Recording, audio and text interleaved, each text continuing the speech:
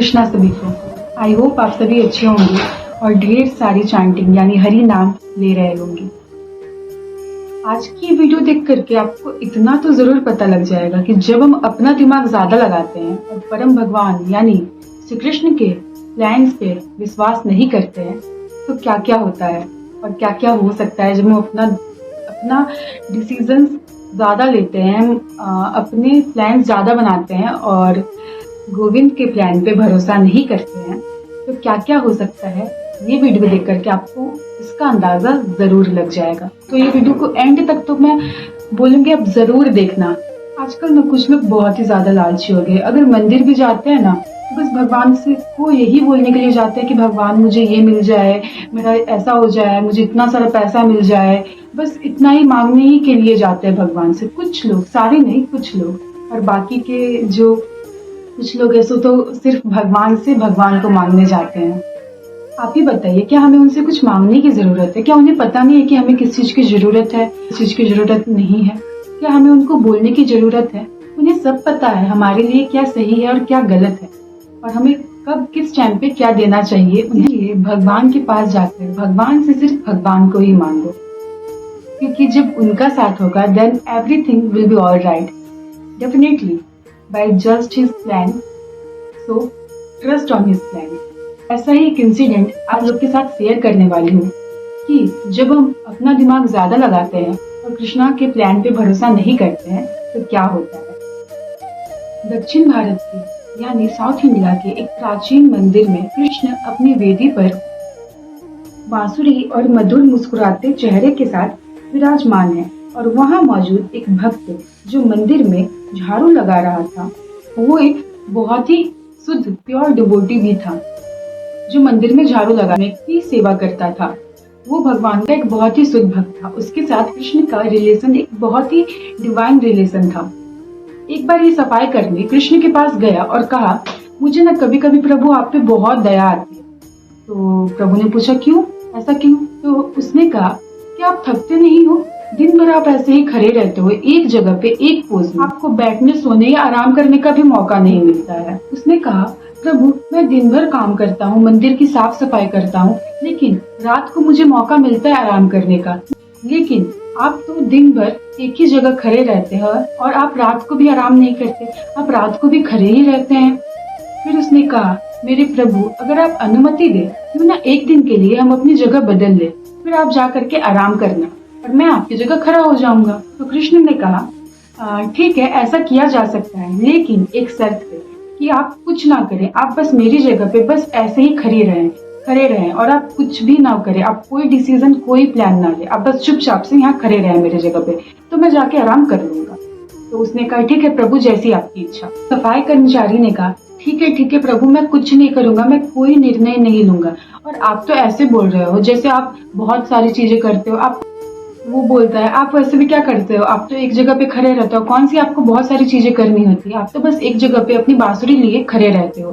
ठीक है, मैं आपसे वादा करता हूँ कि मैं कुछ नहीं करूंगा, मैं कोई निर्णय नहीं लूंगा, मैं बस एक जगह पे आपकी तरह खड़ा रहूंगा।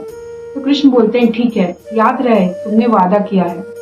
तो फिर अब वो दिन आता है और वो दोनों अपनी जगह बदल लेते हैं। अब वो सफाई कर्मी कृष्ण की तरह वहाँ खड़ा हो जाता है। अब मंदिर में एक बहुत ही अमीर आदमी भगवान के दर्शन करने के लिए आता है और भगवान के दर्शन करता है, प्रणाम करता है और अपने पर्स में से 2000 के 2 करकरे नोट निकाल करके भगवान की दान पेटी में रख देता है। और फिर वो प्रार्थना पूर्ण भाव से अपने हाथ जोड़ता है और फिर जो होता है, उसका पैसा का पर्स जिसमें बहुत सारे नगद पैसे रखे हुए थे, वो वहीं पे दान पेटी के पास भूल जाता है और चला जाता है। अब दूसरा आदमी भगवान के दर्शन करने आता है जो कि बहुत ही गरीब होता है। अब वो 2 रुपए का सिक्का निकालता है और भगवान की दान पेटी में डाल देता है और फिर प्रार्थना पूर्वक भाव से भगवान से प्रार्थना करता है कि हे मेरे प्रभु, 2 दिन से मैंने और मेरे परिवार ने कुछ भी नहीं खाया है, कृपया आप हमें आशीर्वाद दें और हमारी मदद करें। और जब वो प्रार्थना करके आँख खोलता है तब देखता है कि वो वही अमीर आदमी का वो पैसा वाला पर्स देखता है और फिर वो पर्स को देख करके ये सोचता है कि भगवान ने उसकी मदद करने के लिए उसे वो पैसे वाला पर्स दिया है और उसे भगवान का आशीर्वाद समझकर अपने साथ रख लेता है।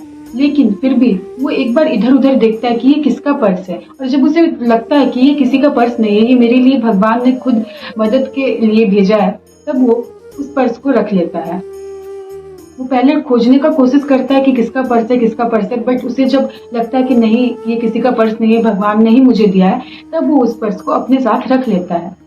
फिर कुछ समय के बाद वहाँ एक नाविक आता है भगवान के दर्शन करने के लिए, और वो भी बहुत प्रार्थना पूर्वक भाव से भगवान से प्रार्थना करता है कि हे प्रभु, मैं आज नौकायान के लिए जा रहा हूँ, मुझे नहीं पता कि मैं कब वापस आऊंगा, कृपया मेरे परिवार का ख्याल रखिए, कृपया देखिए कि जहाज अच्छी तरह से चले, लहरें हमें परेशान ना करे। बस प्रार्थना कर रहा था भगवान से। लगभग आधे घंटे से वो कंटिन्यूसली भगवान से प्रार्थना कर रहा था कि हे भगवान, मेरी भी रक्षा करिए और मेरे परिवार की भी रक्षा करिए। फिर कुछ देर के बाद वो अमीर आदमी जिसका पैसों से भरा हुआ पर्स खो गया था, वो पुलिस वाले के साथ मंदिर आता है, और वो सोच ही रहा था कि मंदिर में किसने मेरा पर्स ले लिया। उस टाइम पे वो मंदिर पूरा खाली था और वहाँ पे उस नाविक के अलावा और कोई नहीं था। तो वो अमीर आदमी सोचता है कि जरूर इस नाविक ने ही मेरा पैसों से भरा हुआ पर्स ले लिया होगा, और पुलिस वाले वो कहता है कि इसे गिरफ्तार कर लीजिए। वो नाविक बहुत बचाव करता है कि मैंने कुछ नहीं किया, मुझे तो कुछ पता भी नहीं है, मुझे ऐसी कोई घटना की कोई जानकारी नहीं है, मुझे प्लीज छोड़ दीजिए, मैंने कुछ नहीं किया। पर कोई भी उसके बात पे विश्वास नहीं कर रहा था। मंदिर के भी सभी लोगों को, पुलिस वाले को और उस अमीर आदमी को भी यही लग रहा था कि उस बैग की चोरी इसी ने ही की होगी।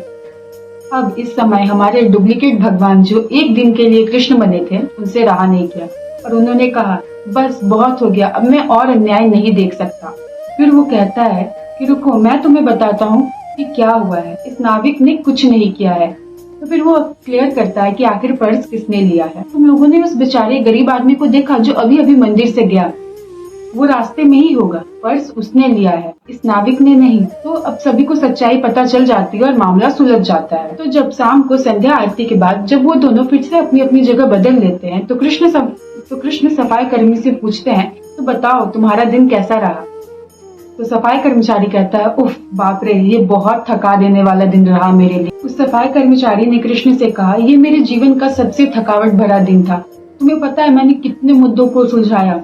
तो कृष्ण कहते हैं, मुद्दों को सुलझाया? क्या तुम भूल गए हो कि हमारे बीच क्या वादा हुआ था, हमने क्या समझौता किया था एक दूसरे से? कहा, नहीं प्रभु, मैं कुछ नहीं भूला, लेकिन मुझे पता था कि ये अन्याय हो रहा है और मैं अन्याय होते हुए नहीं देख पा रहा था। फिर वो कृष्ण को पूरी बात समझाता है और कृष्ण अपना हाथ सिर पे रखते हुए कहते हैं, तुमने ऐसा क्यों किया?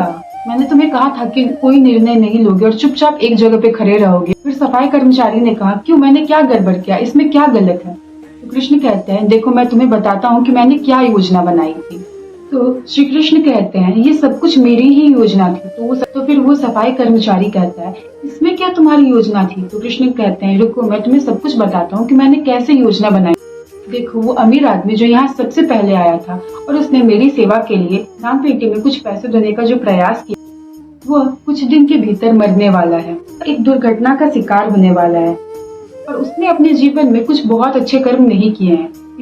इसलिए मैं चाहता था कि उसके वो पैसे उस गरीब आदमी के द्वारा उपयोग किए जाए जिसके पास खाने के लिए भी कुछ नहीं था, ताकि वो चित्रगुप्त से मिलने जाने से पहले कुछ अच्छे कर्म जमा कर ले।